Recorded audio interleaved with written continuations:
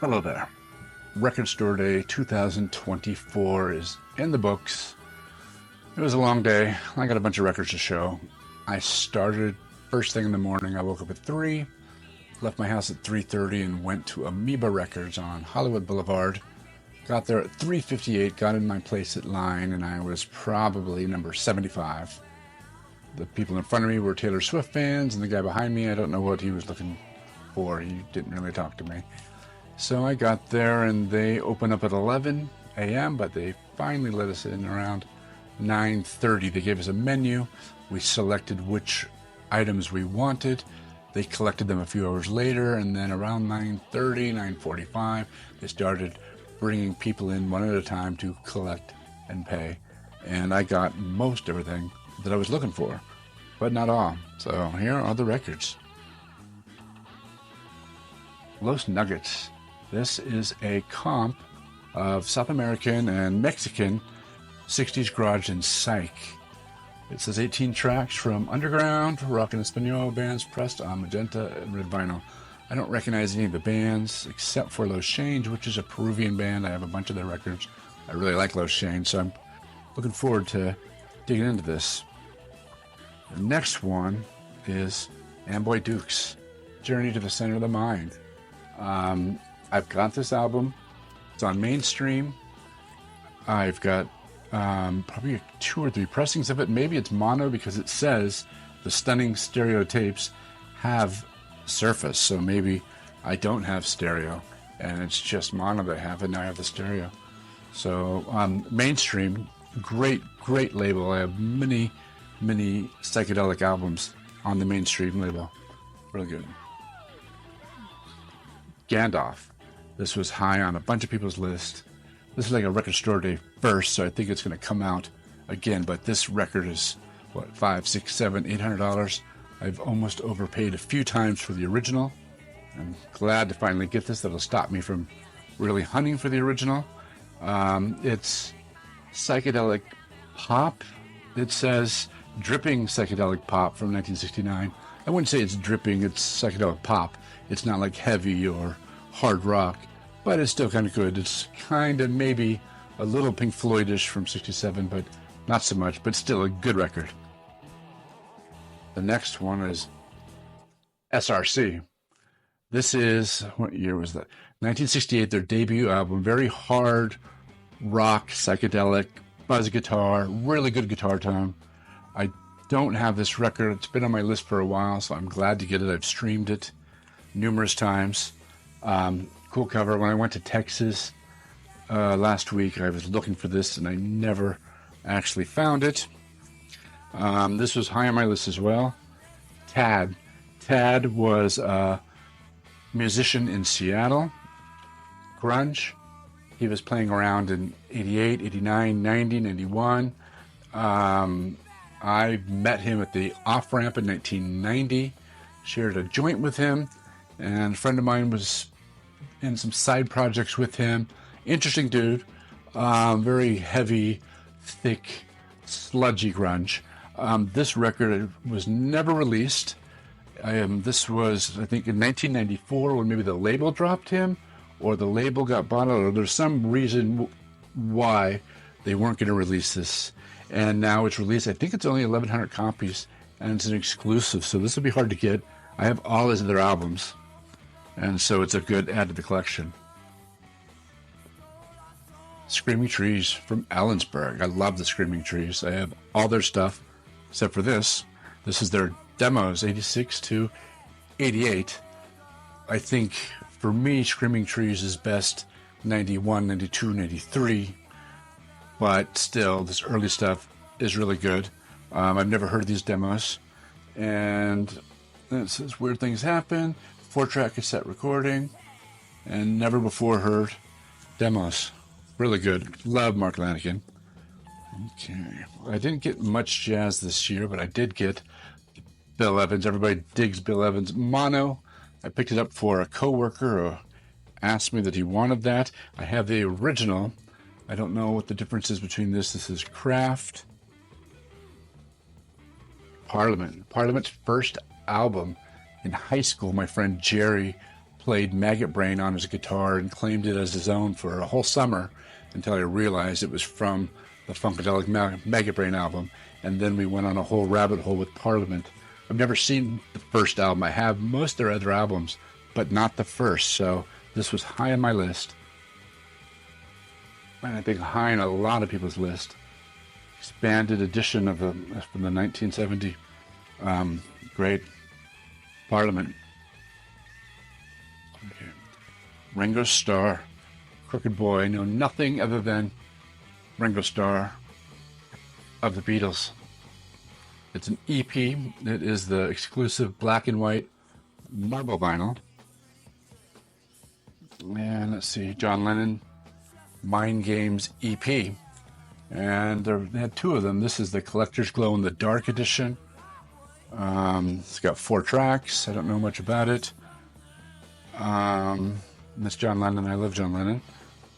The next one, John Lennon, it's the just audiophile black 180 gram version, Mind Games, I'm the Greatest. So, I don't really collect EPs, but and actually $35 for 4 tracks is kind of much. And I got this. A lot of people wanted this one. This is the Olivia Rodrigo single. And it's like she's on the A side, the B side is the Noah Kahan. Noah Kahan is like huge right now, huge in Hollywood, huge in the world, is his music. So this was very popular. It says a BBC recording. It was popular. They did not have the Olivia Rodrigo. No, they didn't have the Sabrina single when I was in line. And the last thing I got was, at least from Amoeba, was the Beatles turntable, little Crosley turntable. It's got 3-inch records. It's a little gimmick. It's kind of cool. I'll probably trade it away. I already have the turntable, but I was in line and they had a few of them and I took advantage of that. But it's more going to be like trade bait. I'd rather have someone who's really interested in the Beatles have this and cherish this than me. And I don't really want to flip it. I'd just rather get it to someone who really wants it. So that was my Amoeba. Okay, after Amoeba Records, I did not get Malfunction. That was one of the top items on my list. Seattle band. Andy Wood was in that band before Mother Love Bone, and he died at Mother Love Bone, and then Pearl Jam was formed as Malfunction, their high school band, and I think it was like 1980 to 88. I have a bunch of flyers and some posters of the Malfunction, and I had the CD, and I used to collect the demos on audio cassette years ago, but never had the vinyl. So I went to Permanent Records. They opened at 12. I got there about 11:35. There was 13 people in front of me. Lance had limited record store stock, but he had some, and so I was taking a chance. So at 12, they opened the store, and single file, people go down there and just look through his 4-block boxes, pick them, buy them, and leave. And so it took about 20 minutes, and finally it was my turn. And I found another Gandalf. I didn't think he had 30 Gandalf. Of course, if anyone's going to have 30 Gandalf, it's going to be Lance at Permanent Records because he's totally into all that stuff. I don't really need 2 Gandalfs, but I had no choice. I'm going to probably trade it away to someone who didn't get it. And he also had like 5 SRC. I kind of feel greedy, but they were there, and I was surprised because I know Record Safari just had a couple of these, and they had 0 Gandalf, and so normally I go to Record Safari, but I didn't because I really wanted this, and I really wanted that. And then while I was there, when I was in Texas, I found Brown Acid. I haven't really jumped on the Brown Acid train, even though I like that type of music. It's 18 volumes, and I didn't really want to commit. But I found like volume 1 and 2 in Austin, almost bought it, and then decided, no, I'll wait till I get back, and I'll buy it from Lance. And so I'm buying the first 3. The first trip,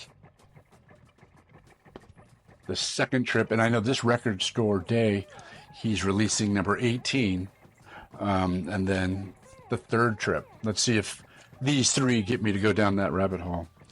And then while I was there, I picked up Stonewall. Stonewall is a hard rock, kind of psych, think more hard rock band that put out an album, and then they got screwed and someone took it over, and it got released without their permission. And now Lance took this over and got permission and got them money and got the rights, and he's put this out. He's going to do a video about it here real soon. That's going to be kind of cool. But I listened to a few tracks and I had to get it. There's one track, Outer Spaced. So I'm going to clean this and play this. It's Outer Spaced. But he didn't have Malfunction, and that was the last thing on my list. So I decided to go home, and then on the way from Permanent Records to go to my house, there is Record Safari. So I thought I would stop. It's like 1:30, and I get to Record Safari. The walls are pretty much empty. They've kind of cleaned them out. They had like 2 boxes of Record Store Day stuff, and I looked through it, and there was one item there, and it was the Malfunction. I found the Malfunction. I was getting really worried. I posted on Instagram saying I'm looking for it, and they had one Malfunction. So Malfunction, again, was a band from Seattle in like 80 to 88. When I had my internship at Cairo TV, it was probably 1994, the sports producer, Dave Reese, was my boss, and he was in Malfunction. He went to high school with them in like 80 or 81. I think he played bass. He was only there for a few years, and then he moved on. But that's what got me into Malfunction back then. I never even heard of them until I met Dave Reese. And in 1994, I was way into Mother Love Bone for many years and collected the flyers and the live cassettes and the albums. But now this is the first time this is released. I'm really excited to play it, open all these. But I consider today a success, even though I left. I was in line at 3:58, and I finally got home about 3 o'clock Pacific time. So that was a 12-hour day, and I'm pretty beat. But I got everything I'm looking for, and I got a spare Gandalf and SRC to trade away if someone's interested in that. And tomorrow I'm going to clean and play some records. So I hope you all got everything you wanted on Record Store Day, and I hope you have a good evening. And that's it. Thank you.